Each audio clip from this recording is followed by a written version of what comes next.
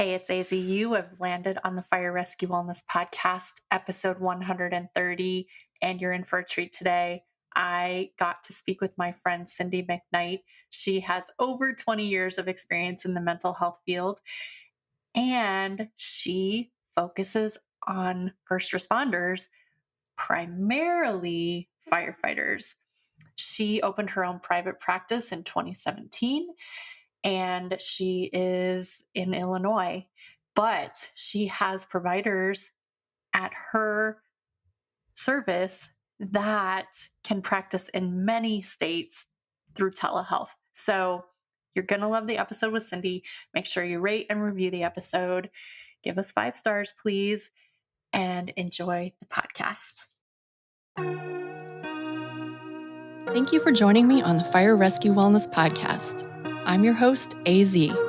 I find the research and resources and then provide the fire service with the so what, now what, to ensure the health and well-being of every member of our profession.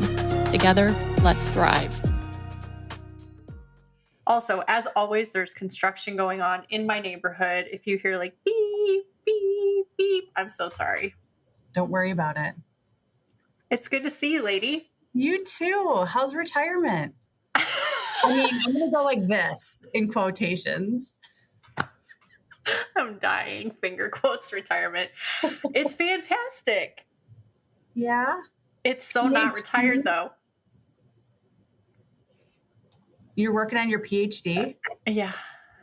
Good for you. Yeah. I'm getting wrinkles around my eyes though. I mean, it's a lot of work. That's what I was working on my PhD. I completed a year of it and then put it on the back burner and opened this. So I was like, what should I do? Because my PhD wasn't going to change things for me that I was already doing here. Well, and if we're being honest, my PhD probably isn't going to change what I'm doing either. But it's an accomplishment. I know. And I should have just kept going when I was getting my master's, but I didn't. So here we are, 53 years old, starting out getting my PhD. Good for you. I know. The tech is killing me. Mm-hmm. Mm-hmm. Like, okay, so I'm watching a lecture in Canvas on my tablet, taking notes on my iPad, running stats on my computer, 3 pieces of tech. That is so not the college that we went to. I know. And thank God my millennials that started their PhD when I started my PhD, they're like, Annette, stop. I was killing trees, printing out lectures. Mm-hmm. Mm-hmm. It's embarrassing. I mean, you should see my office. I'm the same way. Your office is beautiful, by the way. Thank you. Yeah. Yes. Out there. And then my obnoxious bookshelf over there. I have another one over there. And then here's my whole, talking about killing trees. This is all my firefighter stuff and materials I bring into the departments and whatnot. Oh my gosh. Yeah. But, everybody learns differently. So I could have it all on a PowerPoint, but, people like stuff, to be able to go back and look back, marinate on it. It's a lot of information to take in. I like the little magnets you gave us with the is it feelings? Yep, the feelings wheel. Oh, I put them in the kitchen. Yep. Yeah. So helpful. And isn't it interesting how something so simple just clicks and you go, oh, there it is. Yeah. Mm-hmm. So funny. Ladies and gentlemen, welcome to the show, Cindy McKnight, one of my favorite people in the whole world. Oh, you're too sweet. Cindy, say hi to the people. Hello, everybody. So good to be here. I know this is a long time coming. I don't know, I completely, you fell off my radar. And then when I had the resiliency committee on, I think it was Andy or Danny, one of them, they were talking about you. I'm like, oh my God, I got to get Cindy on. So here we are. Here we are. I'm a super lazy podcast host, and I make you introduce yourself by answering 3 simple but not easy questions. Are you ready? I'm ready. Who is Cindy McKnight? Oh, all right. Well, I am in this forum, I am a mental health therapist with my work being predominantly with first responders, really heavy on the fire side. So that is a big passion of mine. Grew up in the environment. So like I said, this is second nature to me. I don't know any better than to work with you guys. So You poor thing. I love it. That's who I am. Dad was a firefighter? Is that right? Parents, no. My mom was a 911 dispatcher, police and fire side, and my dad was a deputy sheriff. My cousin is a firefighter back in my home state, and a lot of first responders back there. Got it. Okay. Cindy, what sets your soul on fire? Education, putting people together to be able to understand as a collective in a community. You know, when we have knowledge to be able to help somebody else out, and as we were talking with the feelings wheel, like simple things like that can completely lighten somebody from the inside. So that they don't feel like this burden is theirs to carry all the time. I love that light going off in somebody's eyes going, I get it. I know. It is the coolest thing ever to me. I get it. And also I love this one too. It's not just me. I'm not alone. Validation. Everyone loves validation. Sure do. All right. How are you changing the world? I'm hoping to put out there what I feel is just natural for me to do and authentic. So it's just, I've been doing this job for over 2 decades and I love it every year more. And so I feel very lucky with that because oftentimes you hear the opposite. People are counting down till they're done. I feel like I'm just getting started and keep going, right? Yeah. So that's what I think that's what my purpose is in this arena as well, just to do that. So I don't think I know the answer to this question. Mm-hmm. And I'm not an attorney, so it's not like I have to know the answer first, but I usually do know the answer first, but I don't on this one. How did you get from like Cindy's in high school to now Cindy is pursuing like this trajectory of a career? How did that happen? So it started for me, I actually was a teen mom. So I had my first child when I was 17 years old, and I had to grow up really quickly. Interestingly enough, in middle school, the counselors there pulled me in to be a peer helper. So I was a mini counselor in middle school because they saw something in me back during those awkward years. And so I did that. And then as soon as I had my oldest son, I knew I had to adult faster than those around me. And I had originally gone to school to be a firefighter and a paramedic. And then I switched paths to the mental health field and doing this. And so I just clipped along. He would sit in class with me sometimes if I didn't have a babysitter. And I just kept, like, he was my reason I just had to go. And then I loved every bit of it along the way, all of the learning, seeing people in the community feel better, and then just off we went. That is incredible. And did he follow in your footsteps? He was going to. And then, so he did start off in college to do this. And then he has switched and now he owns his own business. Oh, I thought you were going to say he was a firefighter. No. My goodness. That would be something. The closest we have for first responder with one of my children is my youngest, who's my daughter, and she's looking at law enforcement. So she's a sophomore in college right now. Okay. What do you think about that? I mean, we need law enforcement officers. I would be remiss to say if it wasn't scary, at times to think about it, but she's a very strong young woman. So I don't doubt her capabilities at all. I love it. So you've been doing this work for 2 decades, which is right around the time I started the fire service. And so at least when I started, I had no awareness that there was any help to be had. How did you go about sort of breaking in, busting down the walls, and getting these firefighters the help they needed? So that's a great question.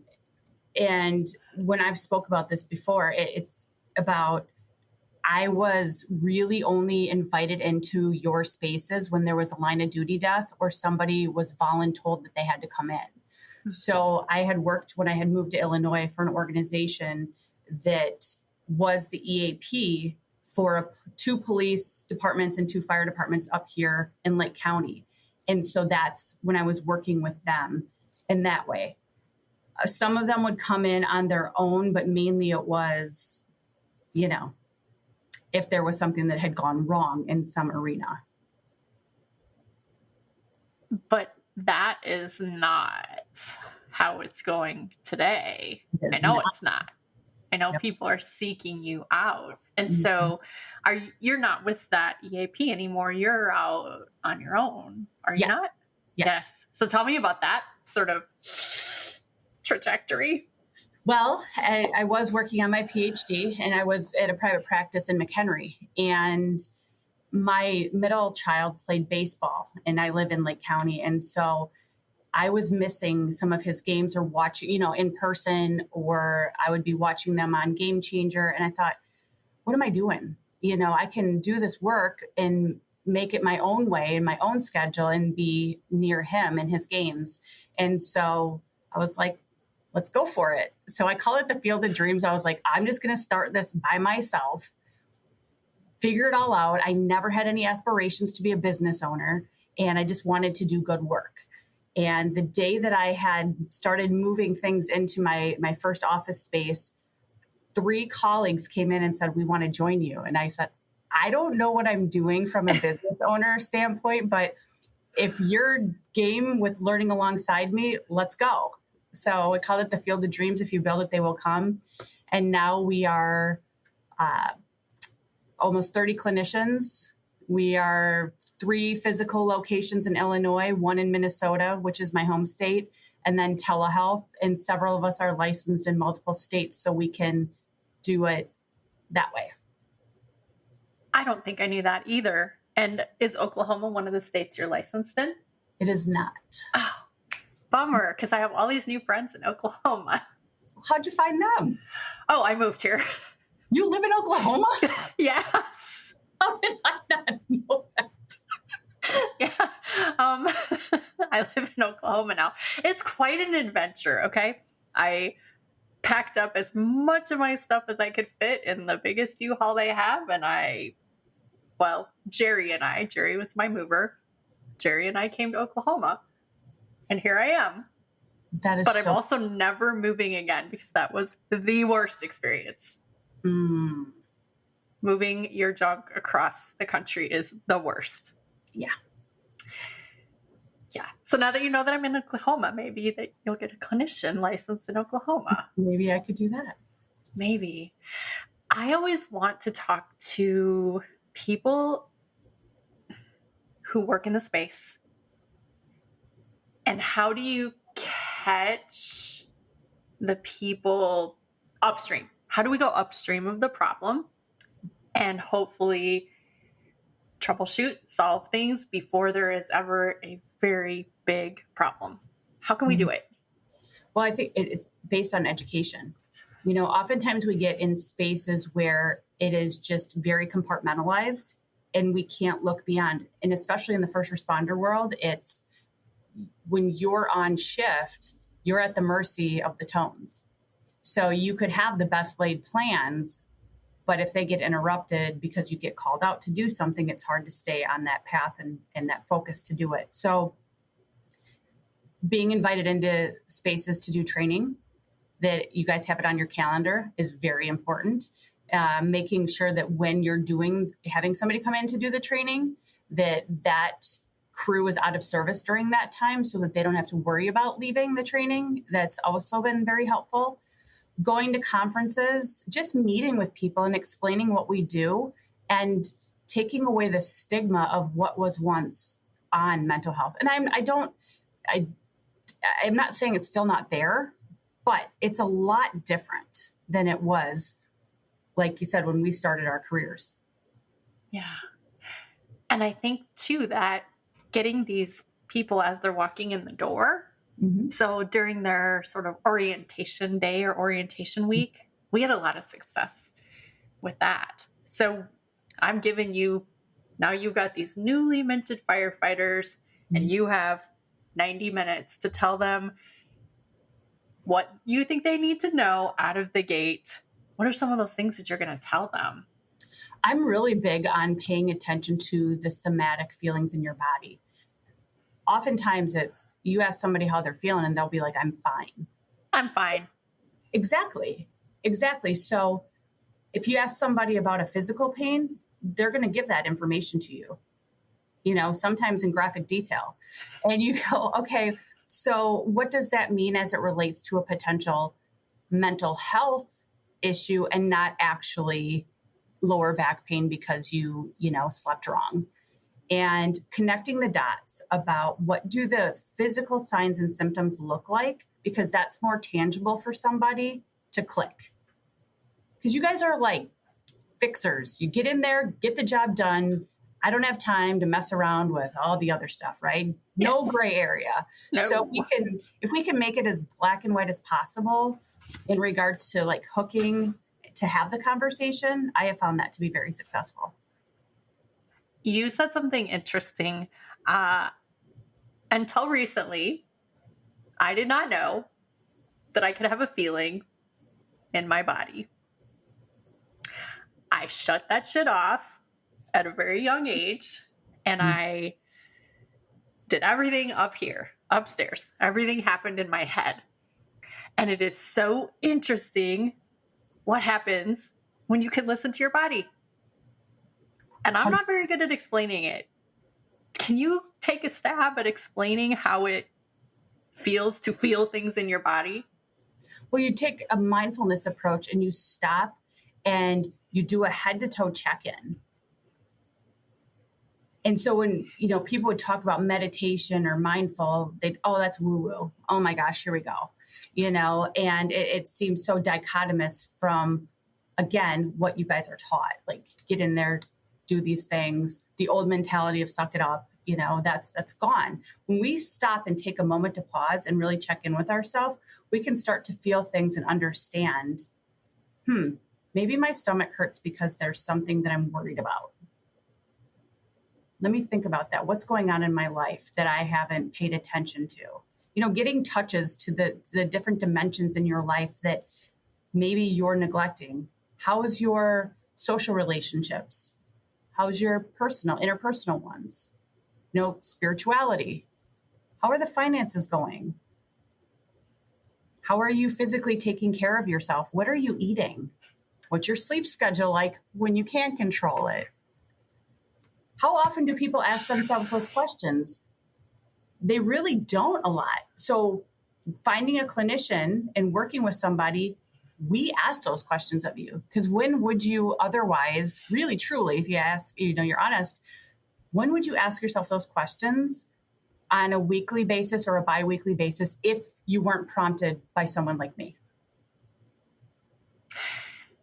Is the headache because it's a brain tumor, or because I haven't had a drink of water in 48 hours? Or am I stressed out about life changes? Checking in. Exactly. I woke up with a headache the other morning. I think it was because I didn't have enough water. Pretty sure it's not the brain tumor. And I don't have a lot of stress now that I'm retired. Graduate school is a lot, but not a lot of stress. So one of the things that I feel like is your magic place is helping departments sort of set up themselves for success. And I think that there might be two main schools of thought. One school of thought is we're going to ignore it all and hope that nothing happens. And then the other school of thought is like, we're going to take action. We're going to try to get things going. And there may be stuff in the middle. But if you got to talk to a department that said, we are going to take action, we want to do things right, what would be your first and then your second and then your 50th steps with those departments? Well, I'm excited when people are proactive, and just and inviting the conversation to the table, because usually people see therapists, they think, oh gosh, are you reading my mind? No, we're not. We're we're picking up on behaviors, right? We're looking at patterns, but no, we're not judging. And so inviting somebody like myself into that space to let us tell you what we do to make it less scary or, threatening in some way. So normalizing and humanizing us, just like you guys want, right? We're all people. You want to be seen more than just the uniform or the badge. So coming in and just having a simple conversation about what is mental health like? What does a session look like? And really explaining the ins and outs of the different types of therapies that you can do. What does, a private practice look like compared to an IOP, compared to an inpatient? All the levels of care, because it can be lumped into one thing. So we start to peel back those layers and explain what we do. What does it look like? How often do you have to go? Those things right out of the gate. That's the foundation. Just understanding, what do you do in therapy? What does it look like? So tell us, what do you do in therapy? All right. So what we do when I meet somebody on the first day is I explain to them that they are actually interviewing me, and to find out and to empower them in that capacity. Too many times I've heard people say, I've stayed with my therapist because I thought I had to, because it felt like this power differential, like they were the person in charge. The therapist is not in charge. You are in charge. You are telling us what it is that you're looking for, and we're going to help guide you. And we're going to learn from you the best way that you take in information. So if you're not a book reader, I'm not going to refer you to books. I'm going to give you and speak to you in languages about how you're going to take and absorb that information so that you can apply it in your own life. So we'll give you tools. We will learn, and we will laugh. There's so much laughter that happens in therapy. It's great because that's important too. Sometimes we'll go for walks if that's easier for somebody to talk that way. It's really just a conversation and goal setting and helping you get to those goals, whatever they may be. And then if we see something as we're connecting the dots that may be coming out as a theme and you haven't recognized it yet, we could introduce that into the conversation as well and say, have you noticed that each time ... Like, oh, I didn't know I did that. I'm very blunt. I'm not for everybody. So I'm like, I am in the conversation. So I would be like, your body language just changed. Did you notice, like, what's going on right now? And they'll be like, oh, it did. How are we going to know? But the key is, if Cindy is too blunt and too in your face, there's 29 other people just at your practice, and thousands and thousands of different practitioners. So your credential is fill in the blank. So I have a master's degree in community counseling and human services. Okay. I am a licensed clinical professional counselor, and I have other endorsements, but the one that is within your line of work is a CFRC, a certified first responder counselor. So outside of the licensing standards here in Illinois and the school requirements, this is an extra certification and more education as what it means to be working with people who are in the first responder community. And so other credentials that we might run into would be like a clinical social worker, and there's various different ones, correct? Absolutely. So that work alongside of us is an LCSW. So that's your licensed clinical social worker. Again, both master's degrees within that. Then people who have their PsyD, which is a tool where people can go and get testing done.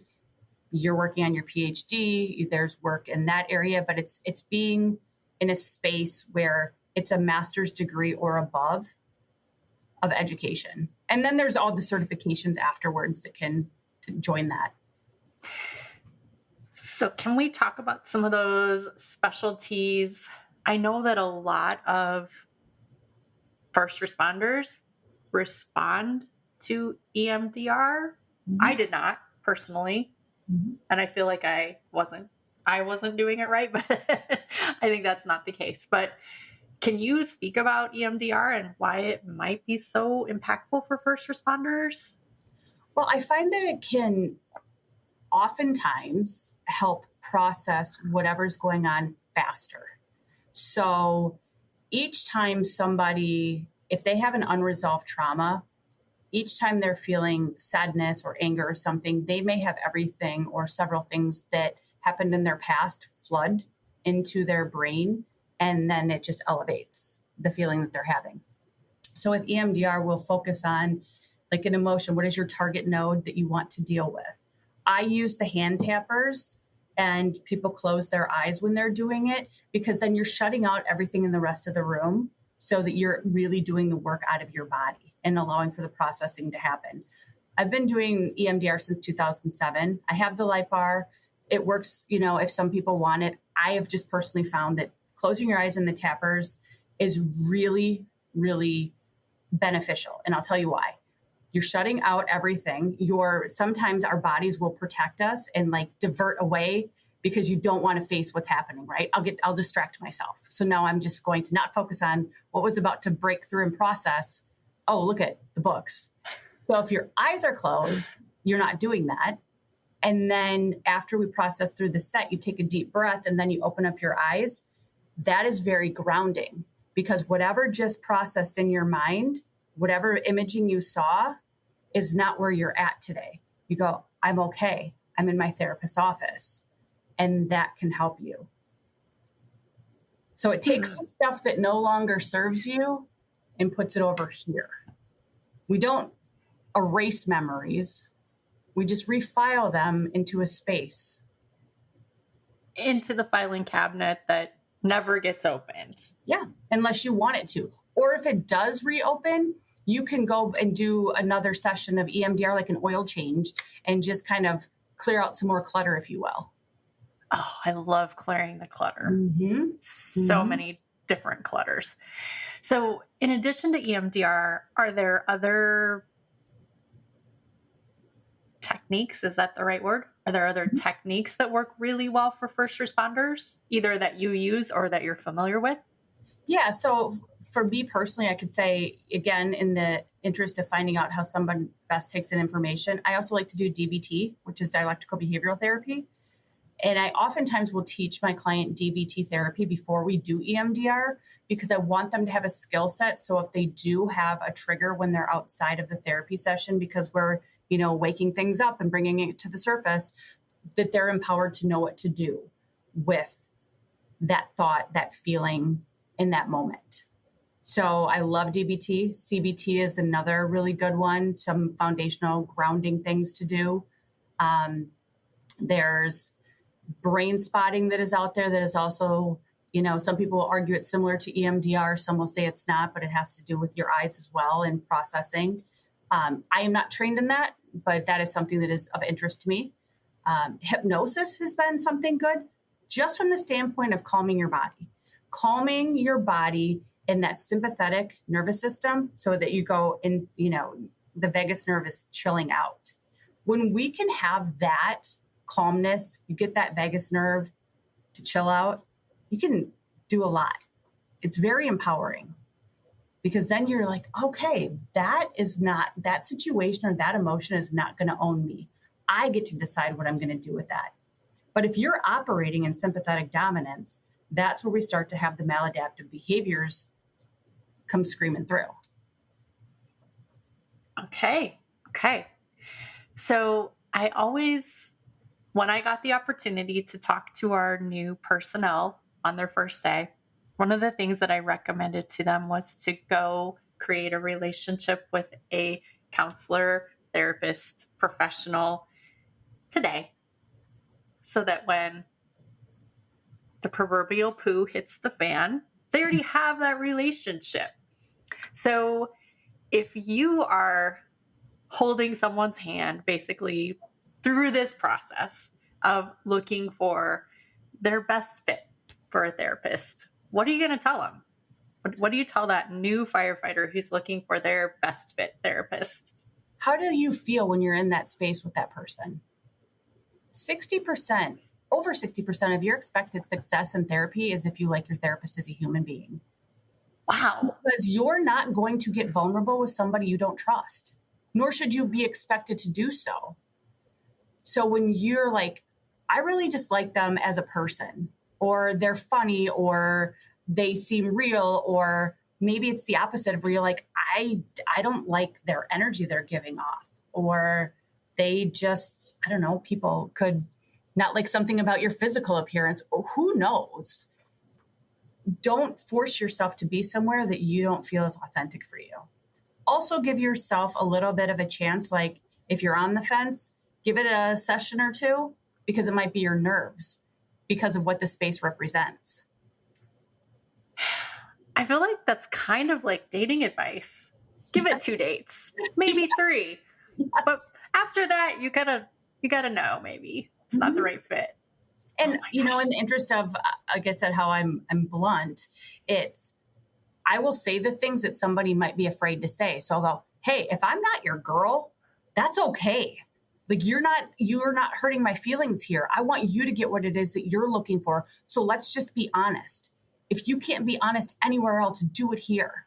Yeah. And then that's to be able to practice the advocacy for yourself in other arenas in your life. Oh, so good. One of the other things that I know that you do is going out to departments after there's been an incident. Mm-hmm. And I think that is one of the most incredible things that you can do for a department. But I have been in situations where, it's kind of forced upon you, or people just kind of sit there and they don't participate. How do you make that a powerful and positive experience for the people that are involved with that?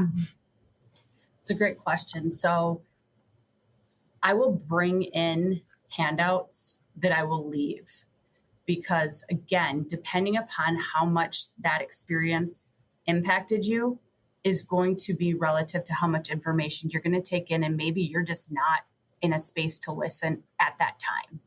But knowing that the resources are available. So providing that in website form or, handouts, say this is here after I leave. Okay. So some people, they respond to that really well. You could have people in the room that are open up to talking immediately. When we've gone in and done the debriefs, I love to do them along with the 100 Club. We'll bring in food, comfort dogs, and make it more of a conversational piece if we're allowed to do so. I always find out too, what is the department like, because we're coming into your home. That's your space. So are we allowed to bring this stuff in? Would that be helpful? So we get the permissions about what it is that we're able to do. It's also that relationship building before the debrief is needed, right? So getting the call from somebody or a text and being like, Cindy, I need help. I'm like, all right, we got you. That is also something that makes you feel at ease, because again, you might not know what to do, but you know who to call. Yes. And what is the critical timing? I know you mentioned some people are ready, some people are not ready. That's kind of like an individual basis. But what is the critical timing of one of those interventions after there is an event? Is it 24 hours? Is it 72 hours? What is that timing? Well, I guess each department would decide what they consider critical. Okay, so let's say you have a really difficult call. We'll use a PEDS call, right? Because those are always going to be hard. Coming in, depending upon, and paying attention to your crew. Do you have a lot of young parents on staff? Because that's going to hit differently. Do you have other parents that are there, in their personal lives? What was the nature of this incident? Was it, something triggering in a way that just didn't sit right with some people? Have somebody come in that day just to be like, hey, I just want to check on you guys and make sure you know that we're here. Doesn't mean you need to talk. It could be just a little diffusing that you're doing, and then say, we're going to circle back around either the next shift to do a debrief or within 4 weeks, whatever it might be, but making it non-optional, that this is just going to be on the calendar and we want you need to show up, and you do it when it's on their shift or whatever the case may be. But having it set in stone, because even for people who might come off as begrudgingly, I don't want to do this, they find a lot of comfort in it and knowing that the department cared about them so much to be able to take this step and not be left in the dark. Conversations open up in those spaces. And again, with the validation. So somebody would be looking at a colleague and be like, oh, you felt that way too? You're having trouble sleeping? Oh my gosh, so am I. I'm having nightmares. And then the conversation sparks off, and now you don't feel like you're on an island. You're back on that continent with each other. Oh, I like that. Not on an island, you're on a continent with each other. I have a question. Maybe it's an opinion, or maybe there's data, research, whatever on it. But I have always felt when something bad at work happened, I would prefer not to be at work. I would prefer to go home, have the rest of the shift off, whatever. Whereas some people feel like, no, I have to be at work. I have to be normal. And I think departments try to develop policies that are kind of like a blanket policy. Whereas I wonder if it might be better to have individual preference policies. But is there data on any of this stuff? Like, would I process better if I stayed at work, even though I didn't want to be at work? It's the data, the study of it, I am unclear about. I could speak to, because this is my laboratory for working with so many different departments, what common themes pop out. And you're correct about having the option, the individualized piece, because yes, there are some people that their family is in the department and they want to stay with them because that's where they feel safest and most comforted. Some people need to step away and be with their own family, own friends outside of the department. Maybe they need some solitude, and they best, recover by having that alone meditative time. I think that that's where you have to decide in your contracts, policies, what does that look like? Because people will also be concerned if they're going to be penalized if they say, hey, I'm struggling. They'll be like, are you not fit for the job if you're struggling, because we're going to have more calls like this? It's a conversation to be able to start up, because if somebody got the stomach flu and that came out of nowhere, we're going to be like, you need to go home. Like, you're going to get everybody else sick. We have to also look at it from we can't decide what kind of event is going to make somebody else feel emotional pain. Ooh, that's a good point. That's a really good point. Tell me, I have 2 more questions for you. The first one is, the mic is yours to give any sage advice that you would give to a first responder, police or fire, who is struggling for whatever reason. Bad call, bad work environment. They're just struggling for whatever reason. What advice would you give them? I would say talk to somebody. You need to talk. If it's not a clinician, a trusted friend, is it journaling? So you're talking to yourself, do something, go for a walk, work out, make sure that you're not turning to things that are going to be quick fixes. We need to be able to have the self-care that's there. And self-care isn't always just a massage, right? Correct. Self-care is taking care of yourself, literally taking care of yourself. Listening to music that you love. Maybe you put on an outfit that makes you feel good. Just sitting and petting your dog, if that's what brings you joy. Don't bottle that stuff up, because it will come out in some way when you least expect it. Yeah. Like that overpacked filing cabinet that just eventually belches it all out. I have no experience in this, by the way. Just kidding. If you're a human being, you've experienced that. No one is immune to having that. Therapists have therapists, because that's the best thing you're supposed to do. Like, how am I going to be optimal at my job if I'm not taking care of myself? Right. the best coaches have coaches too. Yes. Whether it's dietitians or strength and conditioning coaches, the best coaches have coaches. Amen, sister. You said one of my favorite words in the entire world, which was dog. Yes. What is your dog situation, Cindy?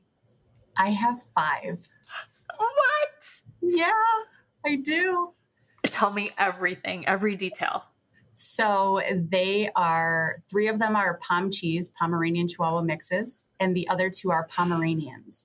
So the littlest one is 3.5 pounds. To the biggest one, I think the brothers, because they're from the same litter, are 17 pounds. Each? They're tiny, yeah.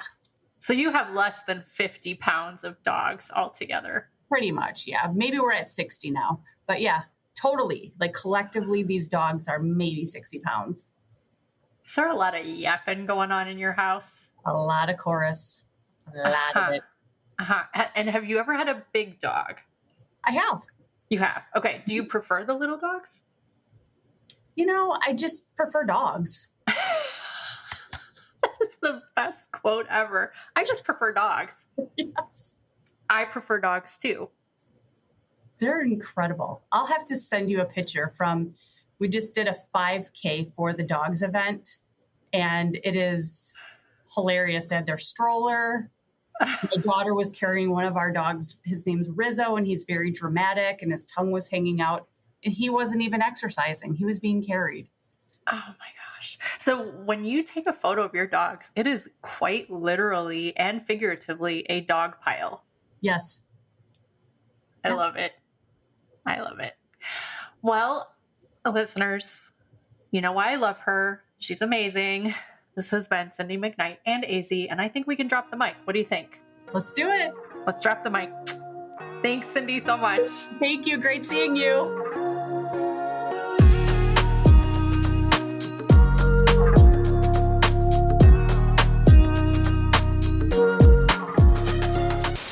Okay, this doesn't happen very often. Usually we chat offline afterwards and then we say bye, but you have got to hear what Cindy has to say about compassion fatigue. Girl, it's a lot of pressure, but can you repeat what you just said? Absolutely. So when I'll go in and I'll teach in departments, and I also do this individually, I will say, all right, so one of the things that you guys are going to face is potential compassion fatigue and burnout. So if it's your call that you're going to, so-and-so's house at 2 a.m. for another overdose call or an alcoholic situation, and you're just like, oh, I just got woke up. This is frustrating.